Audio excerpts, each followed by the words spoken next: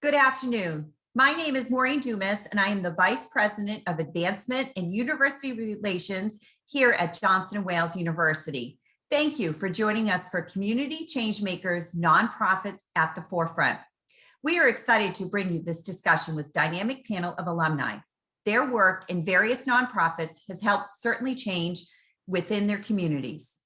Before we get started, I'd like to review a few housekeeping items. If you have questions for the panel, please add them to the Q&A section, and they will be answered at the conclusion of the program. Please use the chat feature to message other attendees. I'm pleased to welcome the Dean of the John Hazen White College of Arts and Sciences, Dr. Michael Fine, to moderate today's conversation. Michael joined the university in 2007 as a professor of history, teaching courses in American political and cultural history with research interests in public policy, transportation, and infrastructure. In his role as dean, he has supported academic programming in the applied liberal arts, combining theory with pragmatic field-relevant experience. He's an active supporter of the humanities in Rhode Island, serving since 2017 on the Rhode Island Council for the Humanities. He currently sits on the council's executive board of directors and chairs its grant policy committee, which oversees the awarding of hundreds of thousands of dollars each year in support of humanities programming across the state. Dr. Fine is the author of Paving the Way, New York Road Building and the American State, 1880 to 1956, which earned awards from the Public Works Historical Society and the New York State Department of Education. His work on U.S. transportation policy, radio regulation, and Boston's Big Dig has appeared in the Journal of Urban History, the Journal of Planning History, and the Journal of Policy History.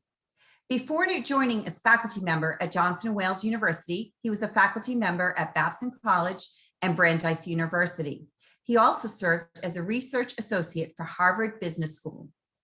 Michael received his Bachelor of Arts in History from Columbia University and earned his PhD in American History from Brandeis University, where he was a Crown Fellow.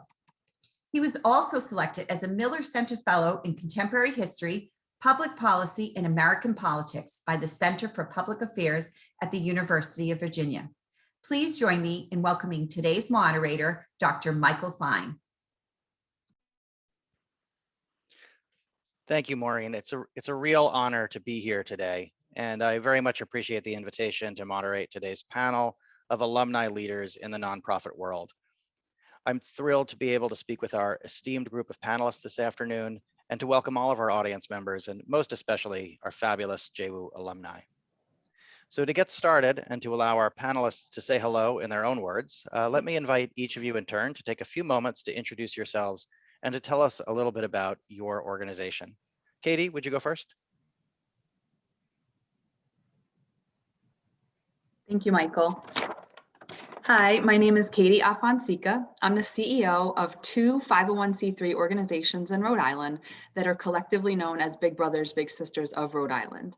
One of the organizations is a youth mentoring program that pairs young people in our state with adult volunteer mentors, and the other is referred to as the Donation Center, where we collect clothing and household items and resell those items in order to raise funds for Big Brothers Big Sisters and also for 77 nonprofit partners in the state. I'm also a mom to two young girls. Thanks, Katie. And Tricia, would you go next?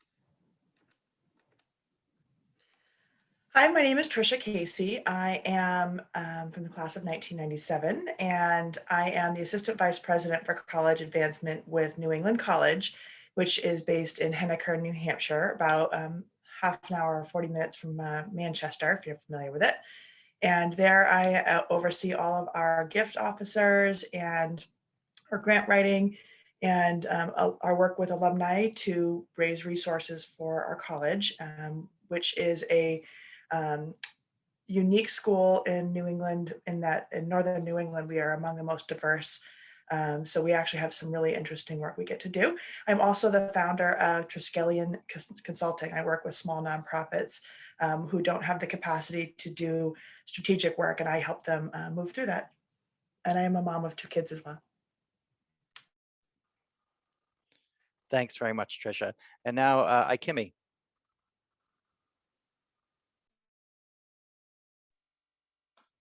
Thanks for having me. My name's Ikimi Dubose. I'm the Executive Director of the Roots Fund Incorporated. It's a nonprofit organization based out of the state of Connecticut, but it's serviced nationally around the US. And we are an organization dedicated to helping the BIPOC community explore careers in wine. And that goes through education, mentorship, and job placement. I'm super excited to be here today, and I'm a proud auntie of a 5-year-old. Thank you and welcome, Ikimi. And now lastly, Lee. Thank you, Mike. Yeah, Lee Lewis, President of Junior Achievement of Rhode Island. Been with the organization for about 24 years now. And our org really focuses on youth K through 12 and giving them the fundamentals in financial literacy, work readiness, and entrepreneurship. Well, thank you, everybody, and welcome again to our panelists. And I think we'll go in a bit of a different order this time, but what I'd like you to do is if you could each please provide us with a brief summary of your career progression. How did you get to where you are now in your career? And Ikimi, would you lead us off? I'd be happy to. I surely started out in the hospitality business first. I was a silver polisher at the age of 15 at the World Trade Center Marriott, and I had all these aspirations to be a great chef.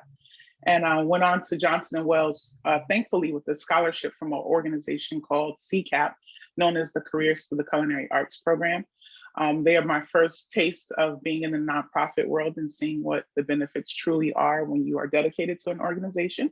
So that kind of was my stamp. I've had a lifelong career being a chef, most known for being world traveled, not spending much time in the States learning, but spending time overseas, particularly in Asia. And that led me to a great career. And as we all know, as a chef, there comes a time when your feet get tired. And as a woman, when you want to look a lot prettier and get your nails painted. So I went on to a career in the front of the house and worked very well there. Worked my way up to a regional manager, a district manager. And the last step I had there was being a culinary director for a very large restaurant group, where I was able to help facilitate restaurant design. And that's kind of where I decided my hospitality career needed to take a break. After being in it for about 20 years and being really tired and having calloused feet, I said, I've got to find something else to do.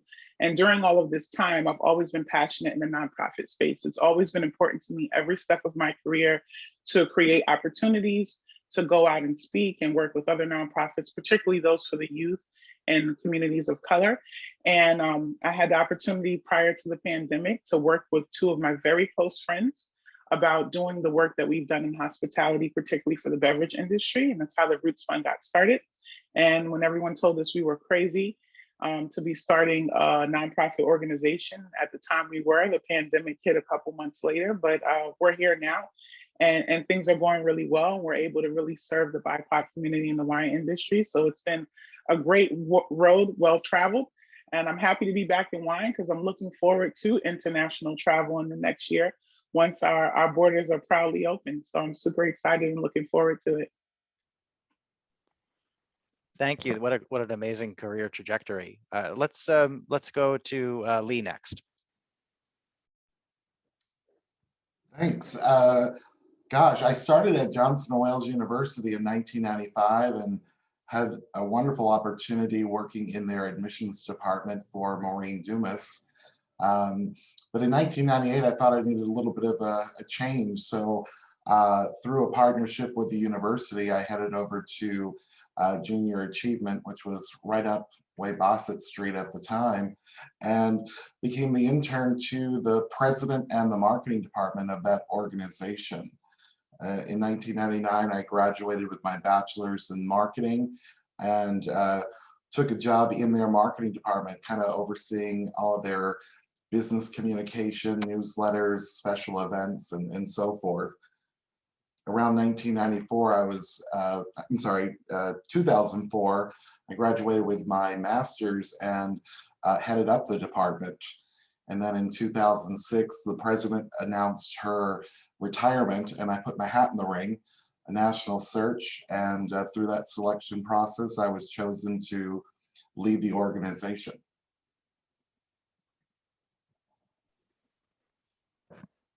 Thanks, Lee. Tricia, did you want to go next?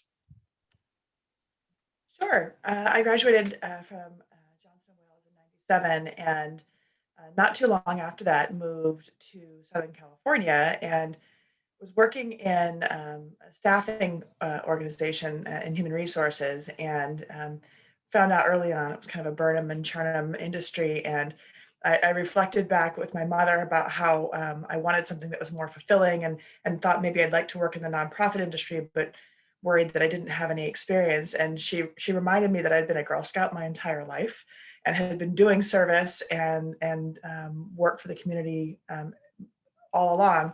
So I took a leap of faith and applied for my first job with a nonprofit, which happened to be a local Girl Scout council in California, and got a call within 40 minutes.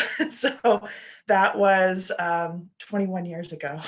So from there, we actually moved out to New Hampshire about 17 years ago, and went back to work. And I was doing mostly human resources here. When, I think this happens a lot in nonprofits and in the community services world.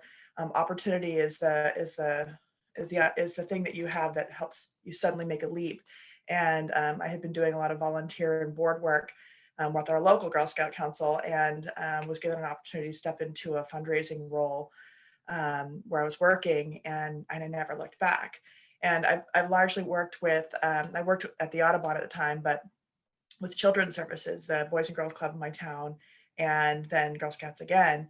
But I've also done higher ed. And what I love about higher ed has been that while it's not tied to a very, very intense mission that you often see in youth serving or homeless shelters, that sort of thing, this is very aspirational in the long term as well. And there's a lot of students out there who I get to help make really cool opportunities happen for. And so I enjoy the heck out of it. And the other part of that has been, though, all along, as I've grown in my career, a lot of people have helped me and have been great advisors and mentors to me. And the time came probably about 5 or 6 years ago when people started asking me to be a mentor and an advisor. And that's when I also kind of hung my shingle to be a consultant. And I thought it was rather bold to ask people to pay me for my advice until they started offering to pay me for my advice. And I thought, well, I need to have a little more confidence there. And that's been an extremely fulfilling opportunities to really work with small organizations that don't have the capacity to do some of this work, and to give them that boost and help them grow. And it's very rewarding to see them grow after you've helped be part of that. So I get a little bit of both worlds. Thanks, Tricia. As I'm listening to everybody speak, it's just so heartening to see the way JWU has served as a springboard to such diverse career trajectories, but also the way your own passion for service and your willingness to make the most of the opportunities and the callings in front of you, can materialize in these different ways. Katie, you want to carry us through to the end of this question? Sure. So I can remember being in my senior year at Johnson & Wales and going to one of my professors and saying, okay, I'm getting a degree in marketing and I have no idea what job I'm applying for. Like, what is the title that I'm looking for? And he didn't really have an answer either, because there's so many possibilities. And so Johnson & Wales set me up with my first internship, which was at Big Sisters of Rhode Island. And that changed everything for me. So I was an intern at Big Sisters. Then I was their first paid development person back in 2003. As I was working there, I was contacted by iHeartMedia, which was then Clear Channel Media, to go and sell advertising. And it was more money. And I said, yeah, I'm going to try that. And quickly learned that I was more interested in the nonprofit sector. And I still have a great relationship with my former boss there, Rhonda. And so I went on to do some nonprofit work in the Fall River area for many years, and then returned to what is now Big Brothers Big Sisters in 2013 to be the development director. And then in 2015, the board asked me to step into the role of executive director, now title of CEO. At the time I was pregnant. No one knew that, but I did tell the board before accepting the position. So I became a new mom and a CEO at the same time. And Johnson & Wales is completely responsible for my current position. So thanks.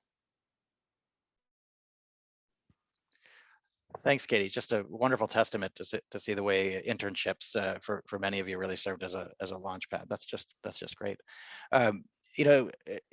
as we think, as we move forward from, talking about your, the early phases of your career to the more recent moment, as with all nonprofits, JWU among them, right? The pandemic has clearly impacted all of our organizations. So what I'd like to talk about next are the strategies that you've used to maintain your level of service and to continue to reach the people that you serve in your important organizations. Lee, do you want to start us off? Sure. I think when the pandemic first, kind of shut us down as a country, we all had to kind of recenter ourselves as to how we were going to be productive and continue our missions in our, respective communities. I think for JA, we assessed what the schools were doing, and we found that they were clearly unprepared for this type of situation. And I think we had to kind of take a step back for a few minutes to say, how can we continue to impact our young people? How can we continue to pay the bills? Though we're a nonprofit, we're like any other business with staff and bills to pay. So we kind of broke our mission down into two sections. One, still servicing the community. So where the schools had technology to continue with our work, we focused in on those schools and with our volunteers and teachers. And then for the other half of our work, we thought, okay, well, we're not in the classroom. What else can we be doing? And we really moved forward to strengthening our partnerships. And that was, picking up the phone and calling our donors and saying thank you for supporting us, to continue to support us. And that's really what we've been focused on over the last 20 months is just, strengthening those partnerships, saying there continues to be a need.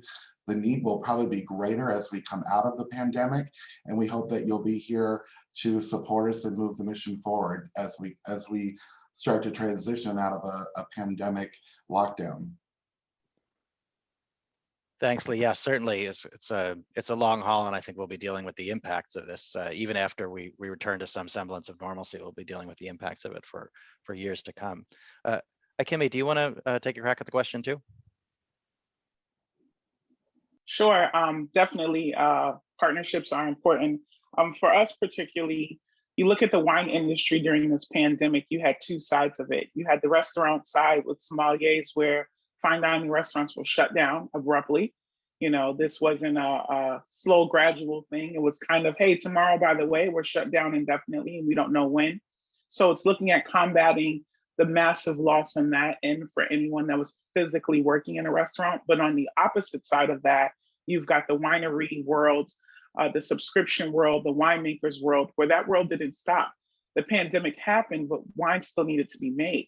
There's still processes that go on all year round. Subscription services were through the roof. Everyone was home. Everyone was ordering wine. I think majority of my friends now have wine subscriptions that never had them before. So you had that part of the industry where the marketing, the digital, the media had a severe boost. They were still requesting winemakers and people to help. A lot of wineries in the US utilized help from international resources and now had to go back to relying on their own communities here in the US to do production to actually get through the pandemic. So I think that it kind of shook our world upside down. And for us, we had a two-pronged approach. We went back to what I call the Stone Ages and started calling people. When's the last time you received a phone call? I know a couple of people who got house phones again because their cell phones were pretty occupied. And we took the time not only to reach out to the donors, but we focused on our community. It was a time for us to utilize those telephone calls to really touch base with people, to really figure out their needs. It was a good time for them to reevaluate, especially those in the restaurant industry, to say, hey, I've been waiting for years to get training in this particular area and I've never had time, I can't afford it.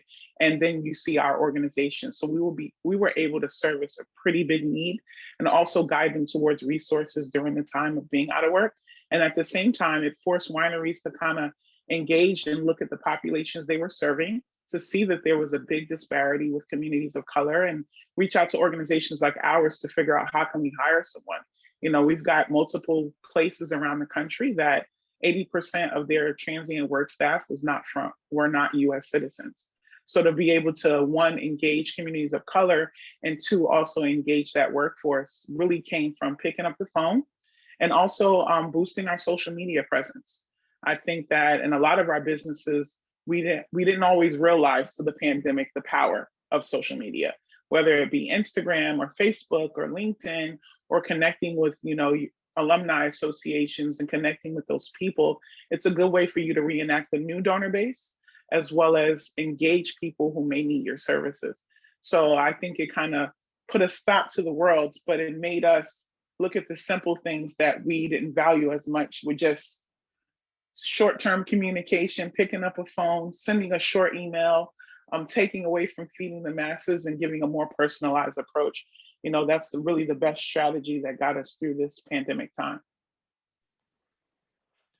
Thank you. I mean, it's just so impressive the way you were able to adapt to these challenges. Despite the way, as you said, your world was shook by it, turned upside down. But it also is a testament to how important people-to-people contact is in the nonprofit world. So just really outstanding. Let's see, Tricia, did you want to add to that? Sure. Obviously in the fundraising world and working with alumni, the most important thing we can do is continue to build our relationships and foster those and grow those. And one of the greatest challenges, and this is industry wide, is being able to make that personal connection. And a lot of it's due to our alumni, to all of us being extremely busy.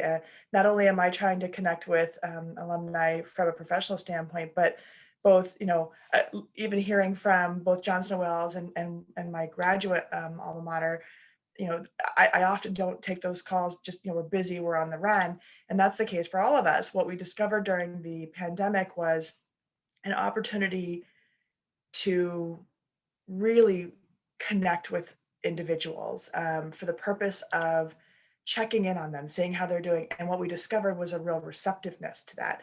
The pandemic, it isolated all of us in so many ways. And all of a sudden we're home, and it changes the pace of our work. Not that we're working any less hard, but there are people running in and out of our offices, unless of course they're children or pets that were in and out of my meetings. But it just changed, I think, the receptiveness of people, or the interest in having a personal conversation. And what I think I enjoyed the most, and what proved to be, really impactful, was not just picking up the phone and having a call. Those were good, but the Zoom meetings that I had with our alumni base. We could see into each other's homes. That's so very personal compared to even if you were having a Zoom meeting in your office.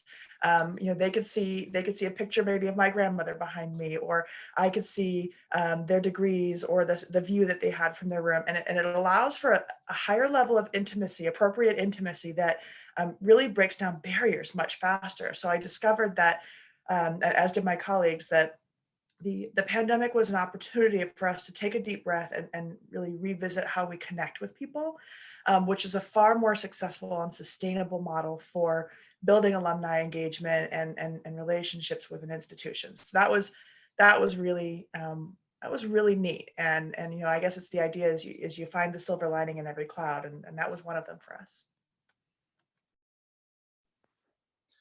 Thanks, Tricia. And I'm listening to each of you speak, and the importance of donor connections during the pandemic is clearly a theme here, and particularly the way the pandemic created an opportunity to relate to donors in new ways. In my world, particularly with the Rhode Island Humanities Council, I've seen that organizations are reporting that all of the upheaval over the past year, I mean, the pandemic, but also the experience of political volatility, movements for racial justice, economic dislocation, public health inequities, these have all deepened people's connections, I believe, to various nonprofits by heightening their sense of mission at a difficult time, and by extension, donors' compulsions to act. So I guess I'm curious, how have you seen this play out in your organizations during the COVID-19 pandemic? Well, I can tell you that both, where we are at the college, we discovered, to our dismay, a much higher number of our students were financially unstable than we realized. Obviously, many students request financial support for their tuition and their room and board, but the result of being a school, for example, we had gone remote towards the end of the year, and while we were in person this year, there were one of the changes was in our school schedule where we had a lengthier break, winter break, and students who had been working for the college, RAs, for example, who normally could also stay on campus throughout the breaks and do work on campus as to help pay for their school and also to earn additional funds, weren't allowed to stay. And we discovered that one of those students was going to be homeless because of that. She didn't have other options. And then we started discovering that we had a lot of students that had food insecurity that once they passed their freshman year were choosing the lowest meal plan they could, and didn't have other options, and people at home didn't have money to send them. And so we discovered a much larger group of people who needed help than we even realized. And this was another opportunity. We had alumni calling and saying, how are the students? How are they? Is there anything we can do to help? And this was an opportunity to very quickly identify a way to address needs and to target those needs. And it doesn't lead to university support or college support directly, but it is a very important opportunity to help our students be successful and for their education to be sustainable, for our alumni to feel like they're making an immediate impact and difference.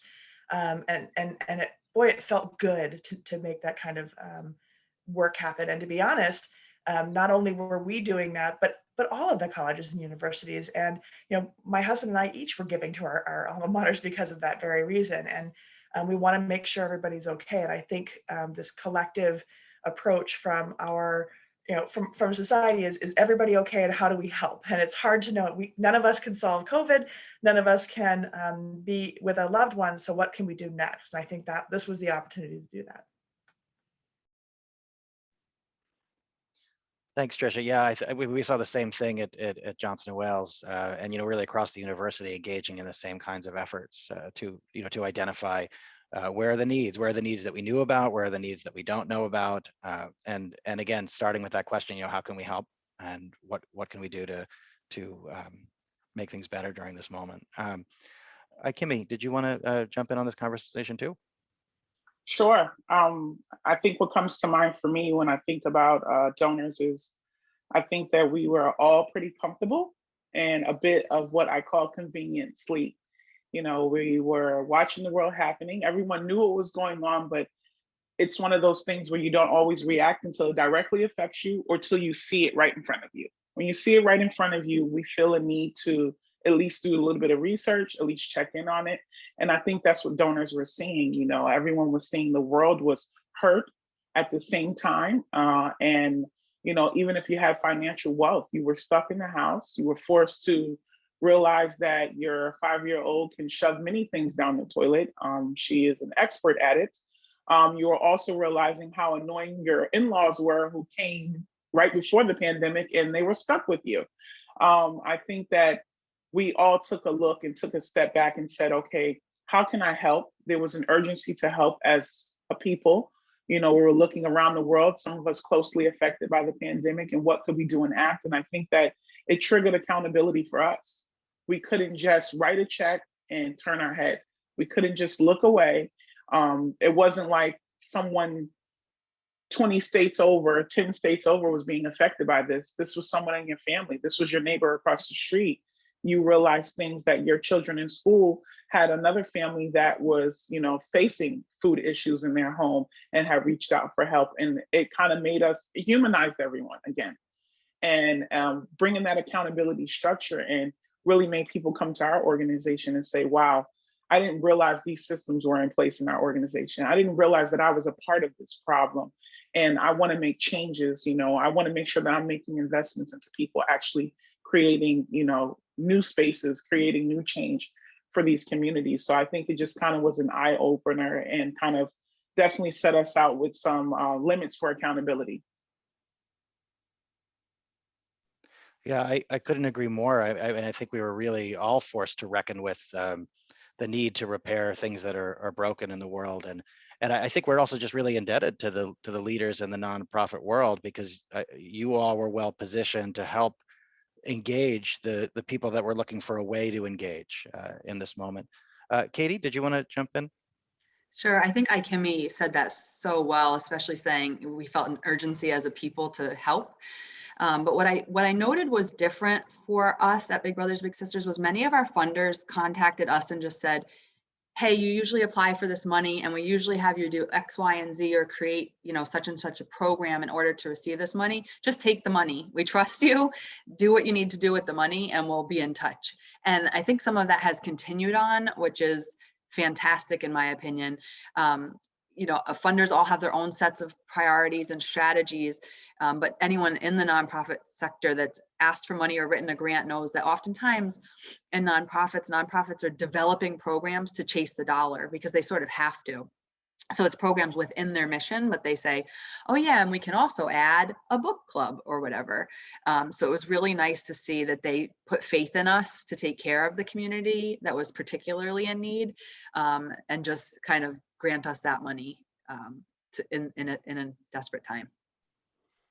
Yeah, I saw the same thing with the need for general operating support, and to really maintain and preserve infrastructure, the nonprofit infrastructure, as opposed to seeking to expand it. I mean, maybe to support the transition of one type of programming to another, in the pandemic moment, but really just making sure that people survived and could continue to do the good work that they're doing.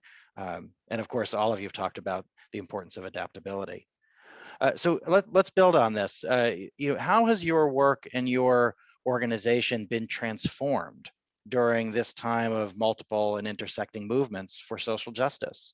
What's changed, and what aspects of your work have become more urgent going forward? Ikimi, do you want to start off? Yeah, definitely for me, I'll get started with that. I think for us is, for our organization in particular, those who give things like scholarships and things of that nature, I think that in our particular sector, sometimes we have a habit of providing funding and walking away. There may be a grades or a transcript check-in later, but there's not really much that we may deeply know about our scholars and our candidates. And for it changing our organization was to look at what is the story behind everyone that's coming in front of us. Yeah, we just gave someone a certification to study the Master of Wine, but we didn't take into account that this person will have to travel overseas for some of their exams. This person needs to get wine. And at the same time, this person was working at a restaurant where they've lost their job and they've been waiting for 3 months for unemployment. So they're on the verge of also dealing with a lot of mental things that we didn't take into place. Like, it changed our organization to, one, really take time and talk with people about their overall needs that we couldn't even address as an organization. But what we found powerful was we aligned with other organizations who could provide those services, organizations that provide mental health needs, organizations that were helping with filing for unemployment, organizations who were assisting with housing, and making those connections. So we kind of became a one-stop shop, not only for what we were providing, but becoming a resource center for other things that affect people. So we couldn't look away with giving you a scholarship and not giving you the travel expenses that you need to actually take your exam. If so, the scholarship's pretty useless if you can't travel to actually take the test after you study, or you can't afford the books. And almost any wine program has an exclusive list of wines that must be tasted. How can you afford a $300 bottle of wine if you couldn't even afford this $1,000 course?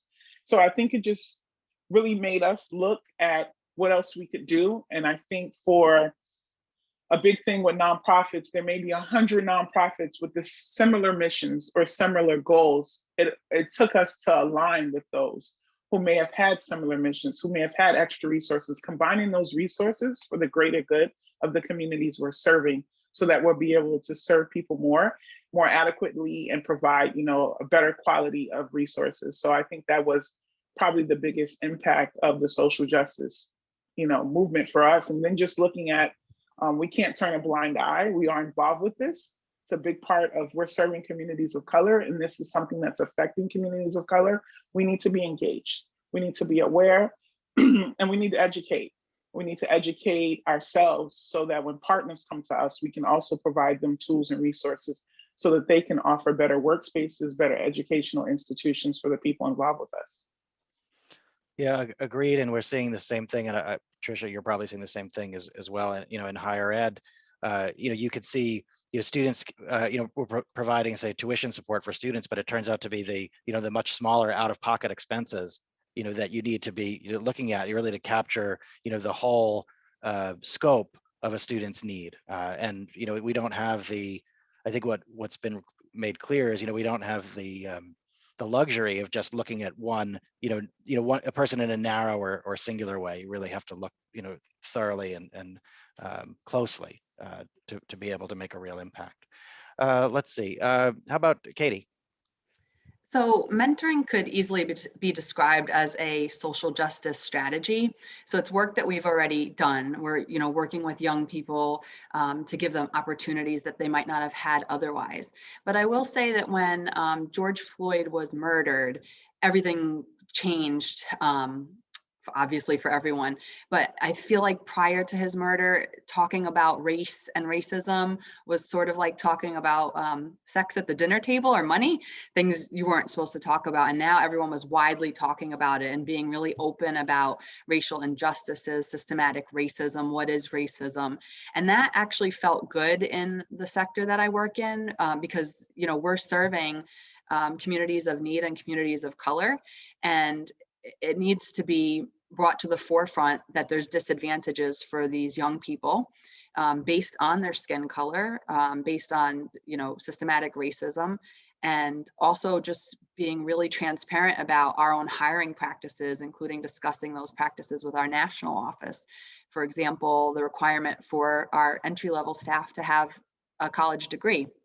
Now, I know we're on a platform with a university right now, but I'm sure that as the leaders of a university, that majority white people attend college. And so are we leaving people out by saying you must have this degree in order to apply for a position in an organization? And being able to just have those conversations really openly has been actually a good thing out of a horrible circumstance.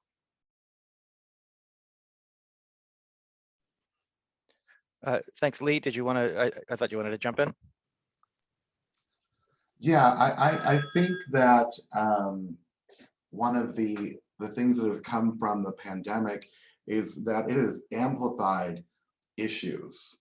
And, when we talk about, here in Providence, there are kids that did not have the technological resources in their home to continue their education when schools closed down. So I think for us at Junior Achievement, the digital divide really came into play for our organization. And how can we continue that conversation to hold not only the community accountable, but the schools and the state and the legislature, so this doesn't happen to another generation of students going forward.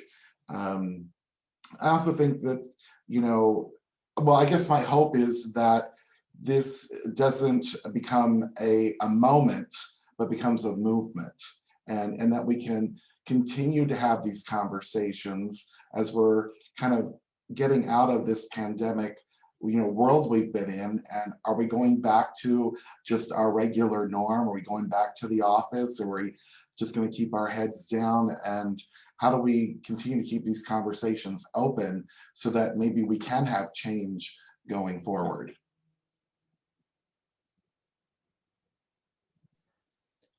Thanks, Lee. As I listen to all of you speak, it's just I think about how important it is that we all continue in our own roles to address these intersecting inequalities that really deeply and profoundly shape the communities we serve. We're going to be shifting to Q&A in a little bit, but I do want to end this part of our discussion by hearing about some of the things that you consider to be successes or wins that you've had over the past year. It's been a difficult year, but also, as you've all described, a year of really positive adaptation and transformation. So are there any new programs or methods that you'll carry on as you and your organizations go forward? Tricia? Yeah, you look at your situation and for example, with a pandemic, or if there's an economic recession, or if you're in an area that's really affected by storms, that sort of thing, that in that moment you have to address it, and hopefully you're prepared for the worst of it. But what does that mean going forward? Is there going to be, we all know that going back to normal doesn't mean going back to the way it was. What is our new normal? And for one thing, we look at the number of students who, initially the idea of school remotely was a necessary evil, and everybody would agree, oh, doing it in person is the most ideal, is the most successful. But there are over this course of the last 15 months, there are people who have now become accustomed to this, who this is more comfortable than it used to be, and also more affordable or more convenient for a life circumstance, or any number of things. So, one of the programs we're looking at is does a student who is on the financial borderline of being able to afford this degree, some of them are deciding, I'm going to keep with a remote degree because I can't afford the debt that I come out with afterwards, or I want to be able to do this in person as much as I can, but I can't afford it. So we're looking at yet another way of doing it. There's a program we're actually about to launch called Access NEC, where students will work with a financial plan, not just financial aid, but somebody who is kind of like concierge financial services, that will basically say, look, you could afford to do a semester or a year here, but you may want to dial it back 1 year and do a semester from home before you come back, and really tailoring it to the individual and their financial ability, their life situation. Where do you need mentoring to help support you and help you feel successful, but also fully connected to this, to the campus environment and the community and our culture. And we need to do that because people now widely accept that remote school is an option, if not ideal, is a reasonable, affordable option. So we have to evolve and change with that. There will still be plenty of students who want to come back in person, but we have to also cater to these other students. So that's important for us, and also looking at open educational resources, which OERs, that's for in the higher ed world, it's essentially it's free to the student, and they don't have to buy textbooks, and they have all of this research that they have access to. You can save a lot of money from a textbook standpoint. And there's a lot of students that matters. That makes the difference. It's those extra costs. So really investing in those kinds of resources and being as flexible as we can so we can continue to serve people is really important to us. And then I guess I would just say that the other part of that is that we've learned, and this is more specific to the fundraising world, for a long time, leadership would say a visit with a donor, a visit with an alumni is one that's in person. We know that's not the case. So I've had some extremely productive and successful meetings with people remotely. And so we're changing the way we work and changing our standards and how we do it and how we measure it. Not so that we can be more flexible, but so that we can truly acknowledge when good work is being done, because so many of us work remotely still to this day. So I think we're just getting better at what we do and being a little bit more innovative because the world required it of us.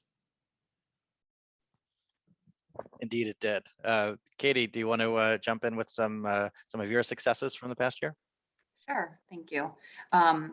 2020 was a terrible year, and I just want to express my sympathies for anybody that lost a loved one due to COVID before I talk about sort of the wins.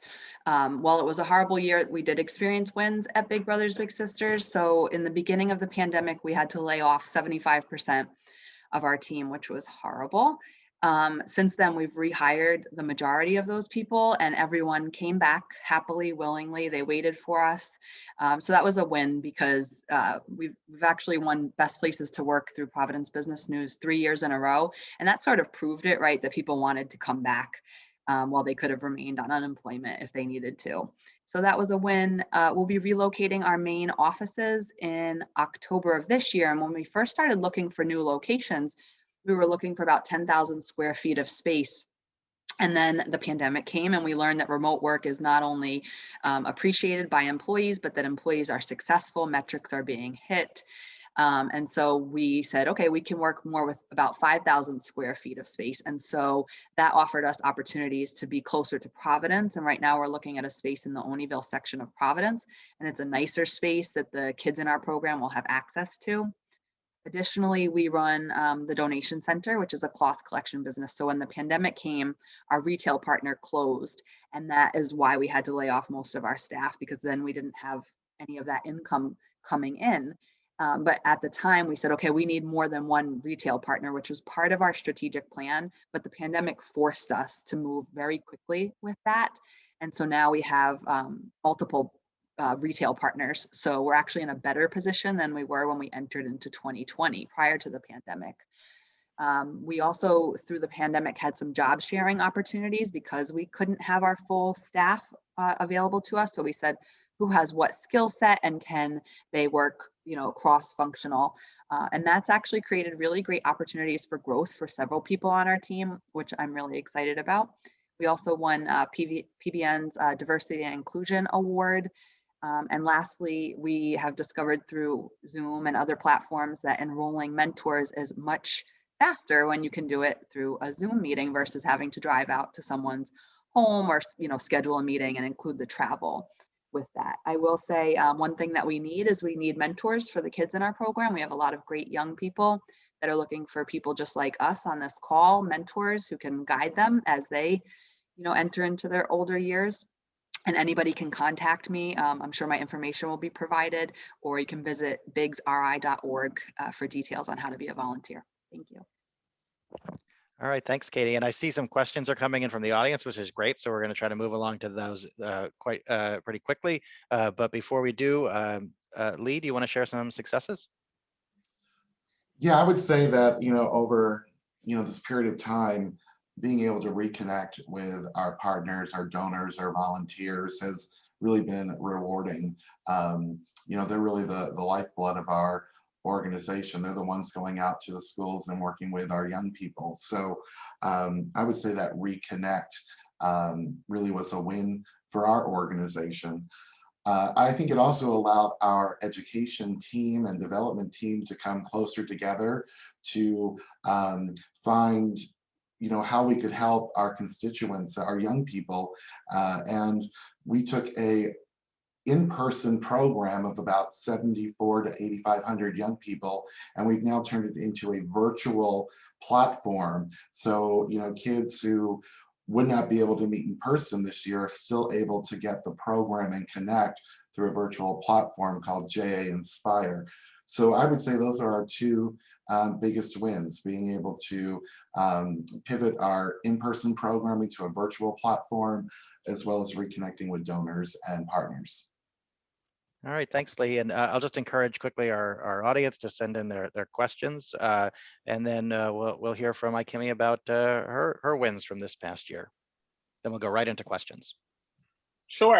I just want to highlight the two biggest wins for me is that we've managed to create a reputation for no nonsense from any of the donors and charity partners, which is really important for us. They know where we stand and they know the outlook for us creating this community for communities of color. And I think that knowing that they have a space, that's really the biggest testimonial and direct message or email that we get is people just thank us for creating the space where people can be open and honest about their experiences in our industry and be able to get knowledge and resources that they need. And having our high school program went live 2 months ago in San Francisco and New York City, where we're creating awareness around the wine industry for high school students, teaching them about the opportunities in wine without drinking the wine, of course, but also connecting their parents with the wine industry and telling them, about the opportunities and how we can support and we can help. And I think that's just what has, will keep the vision going and keep us going forward, is creating that awareness and creating that accountability. Well, thank you all, and congratulations to all on your successes from this past year. We do have some questions and a little bit of time left, so I'm going to go right into them. And the first question is for Katie. Katie, how do you all screen the partners that you work with? What are your red flags that signal your organizations when screening your partners? So partners for me is I don't know if we can sort of zero in on what we mean by partners, because again, I run a social service agency and a retail cloth business. So partners vary. Is there any way to get an expansion on what we mean by partners? Volunteers. Volunteers, there we go. Yep. Thank you very much for that. So we actually have a rigorous screening process for the volunteers who are paired with the children. We do an extensive background check. Obviously, prior to the pandemic, we visited the volunteers' home to make sure that it's a safe and suitable environment for a young person. We're not doing that right now just because of COVID, but we're also not allowing the child to go to that home until we've visited. And then we really do a detailed matching of the mentor and the mentee. And so we do an interview to find out, what are your likes, dislikes? What was your childhood like? What type of a child would you like to be paired with? Our goal is to create really long-term relationships. And so that's the most important thing, is making sure that the parent or the child that we're connecting this adult with, that the relationship's going to make sense and that they're going to have a connection. We also interview the parent and guardian and the child separately. I hope that answers the question. Thanks, Katie. And the next question is for Tricia. Tricia, how do you go about asking members of the community for monetary support without coming off as curt or needy? This is something I have struggled with in my own nonprofit experiences. I love this question because one of the things that when I'm working with a new gift officer or a board member or somebody who is uncomfortable fundraising, I equate it to this. We are not panhandlers. So if you are walking down the street and somebody begs you for money, what do you do? And usually the answer is something along the lines of, well, you might ignore that individual. You might kind of uncomfortably move around them. You might give them a little bit of pocket change as go away money.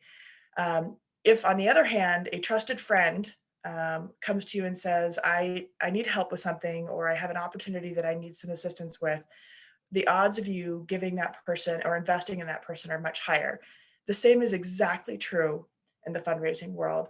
If we go around and beg for money, we aren't doing ourselves any good, nor the people we're asking, and they're going to avoid us in the future. They're going to avoid that spot on the street. And the reason for that is you have no trust. You have no knowledge of what's truly going to happen. You have no way of knowing what the impact will be if that person actually used the funds for what they said they did, and if it actually helped. The most important thing I can do is spend 95% of my time building trust, building a relationship, understanding what a win is for the individual I'm talking to, and not to take shortcuts. You can't expect to turn around and be successful as a gift officer or a fundraiser simply because you have the title. You have to earn the right to ask for the gift. And more often than not, it's the nuances. When you're talking to somebody and you tell them, hey, this is what's going on here. These are the things we're working on. Pay attention, listen to what that individual is saying, and find out what really piques their interest, and make sure you're sharing that information with them. More often than not, they'll say, I'd like more information about that. Or they'll engage you in conversation, and from there, some pretty amazing things happen. And it's far more rewarding, far more lasting of a relationship, and it becomes a partnership more than because you don't want this to be transactional. So, and now we're thanks, Tricia. We're moving to our last question now, and this is a question that's open to all. Having just left the higher education fundraising world after 12 years, I am now in a role at a large mental health nonprofit. Since COVID, we have struggled to find employees. This seems to be a problem across the nonprofit sector. How are your organizations dealing with this? And if you just want to unmute and dive in, that'd be great. I'll jump in. I think everybody, I'm curious actually to hear Ikimi's answer to this, because we know like the restaurant industry is really, really struggling. We just really rely on word of mouth, having a great work culture, because there's the ability for people to stay home, and many people are scared to, be in a public facing position. And so they have to trust their employer or their potential employer that they're going to be safe in this new environment, that they're going to be cared for, that there can be flexibility. Flexibility is huge if possible. Maybe Ikimi, can you jump in? I'm curious. It's been tough. No one wants to go back to work. It's truly a tough thing. I think we have about a couple hundred jobs that we are currently posting and maybe about 40 or 50 applicants. And I would tell you 7 months ago, I had hundreds of applicants that we reached out to now. And I think that people have become comfortable in this unemployed environment. And kind of our most recent newsletter went out and the header was unemployment's over. It's time to get back to work. Let's go and create some new spaces and take a look at people doing great work and kind of pitching it through looking at some of these great restaurant groups and great parts of the industry that are doing some good work that's involved around social injustice and revolved around just creating better communities, providing better benefits. I think that's been more of the sell lately. We just sent that out a couple of days ago and already we've gotten a tremendous response. So I just think that people have become more alert and not as trusting, and we've got to create spaces where they'll be more trusting and want to apply and want to engage. But the reality is if someone's at home with unemployment versus working 2 or 3 jobs, we've definitely found that they are taking the more enticing model, but we need to be on guard because when that's up, we've got to be prepared to get everyone back in the workforce. But I think folks are definitely coming around. I've already seen a change just in the month of May.